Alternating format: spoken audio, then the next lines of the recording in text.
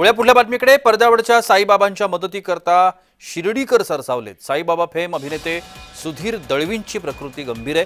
मुंबईतल्या लीलावती रुग्णालयामध्ये दळवींवरती उपचार सुरू आहेत। उपचाराकरता साधारणतः 15 लाख रुपयांचा खर्च अपेक्षित आहे। शिर्डीकरांनी श्रीरामनवमी उत्सवामध्ये शिल्लक राहिलेले 5 लाख रुपये दळवी यांच्या कुटुंबाकडे सुपूर्द केलेत।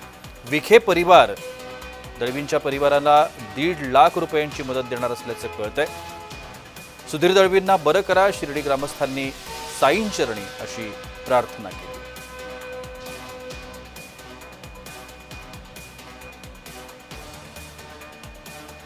साई भक्त सुधीर दळवी साहेब हे आता खूप आजारी आहेत आणि त्यांना मदतीची फार गरज आहे आणि यासाठी शिर्डी ग्रामस्थ आम्ही सर्व एक झालेलो आहोत आणि त्यांना ती मदत पोचली पाहिजे या हेतूने आम्ही सर्व शिर्डीकर जमा झालेलो आहोत आणि 100% आम्ही मदत करणार आहोत।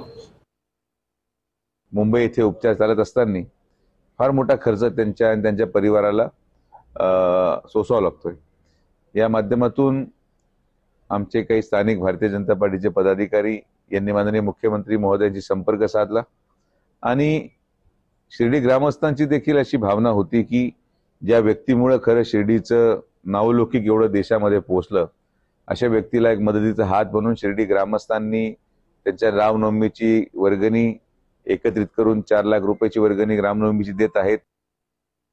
आपला घेतो तो श्वास आणि खातो तो घास यावर केवळ साईबाबांचाच हक्क आणि अधिकार आहे।